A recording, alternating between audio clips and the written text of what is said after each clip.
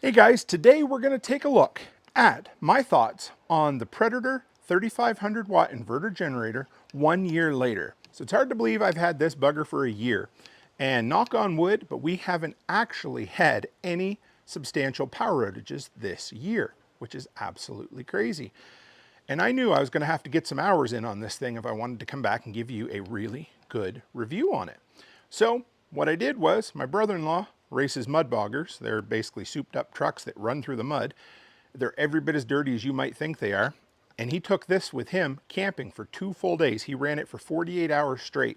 So I'm going to share with you the thoughts he had and a bunch of other insights that I've gained over the last year. So this thing will run for days and days and days. Well, not really, but on a full tank of gasoline, he got 22 hours of just sitting there and idling, basically.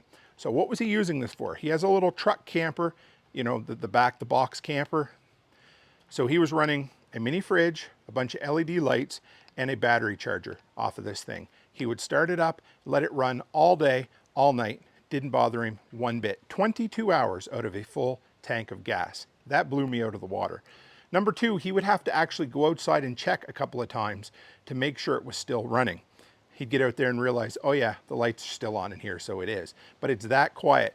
Where he slept and where the generator set, there was just a thin fiberglass wall between them. Didn't bother him a bit. No complaints from anybody else. This thing is whisper quiet. What sucks about it? Exactly what I suspected would suck about it. These chintzy little wheels and the lack of a handle. That sucks. These wheels will not pull over anything unless it's exactly flat. This deck here, as long as you're going with the boards, is fine. The cement floor in my garage is fine. What it isn't fine, pulling it over a muddy parking lot where you're parking your mud bogger, it's going to get dirty. What's nice about it, you can still see there's a little bit of dirt on it, but get mud all over it all you want, rinse this thing down. It keeps all of the important parts, for the most part, hidden inside. So as long as you're not spraying right on the electrical connections, you can clean this down really, really easy. Now, an upgrade I did to it this year because it doesn't come with one. And I think the most important thing you could ever install on a generator is a trickle charger. Now, there's a video out there on how to do this. I'll throw a little bit of background footage if you want to see it. You just 2 ring terminals onto the battery. You leave this wire out, and then you have yourself a trickle charger that you can plug in like this, and then plug that into the wall. And you might say, well, what do I need that for, Tim? Well, the main reason is so that you don't have to pull this thing to get it started. It does pull easier than some of the bigger ones, but why would you ever do it if you have an electric start? So many people let their generator sit for a year, 2 years, and never think to run it. The best thing you can do is run this thing every 2 to 3 months and make sure that battery's charged up. If you do those 2 things, 99% of the time, this thing will start on the first or second push of a button. Now, there are 3 upgrades out there that I would still love to do to this unit. So if you've got one of these and you're like, why in the world did they bring out the new upgraded model? Because if you're like me, it's like a friggin' iPhone or something. You just want to have it. Well, I'm not going to go buy it right now, but they do make, a company makes a remote electric start so you can sit in the house, gives you about 150-foot range. I'll put their link up there. They also sell an upgraded wheel kit with either 7 or 8-inch wheels. That makes a huge difference. Still, I'd like to put some sort of handle system on this because, you know, bending over, pushing it around or trying to, you know, get it going, not ideal. It's heavy, it is, but one person can pick this thing up and manhandle it. That I do like about that. Now the downside, of course, is if it's not locked or chained down, some crackhead might run off with it.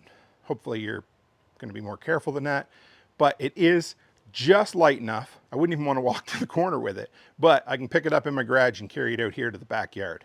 Also, there's another company out there that sells propane and natural gas conversion kits for these.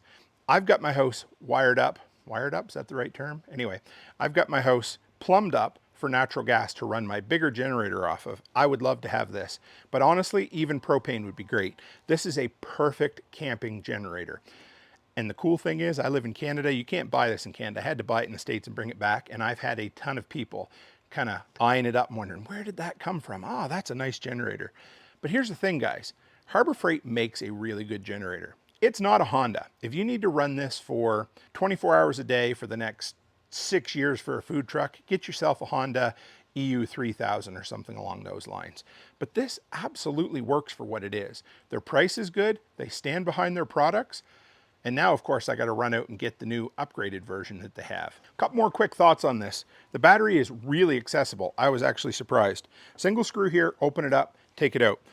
The oil change, air filter, and everything is just on the back. That's 1, 2 screws right there. Flip it open. Everything's accessible. So when you're ready to do your regular routine maintenance, changing the oil, inspecting or replacing the spark plug, and cleaning out the air filter, it's a matter of 2 extra screws and you're into it. No worse than an open frame generator at all.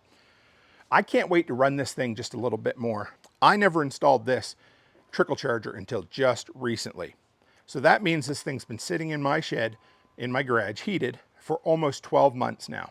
Every single time I've pulled this out to start it, it started on the first press of the button without charging it up. So that tells me that this thing holds a charge really well.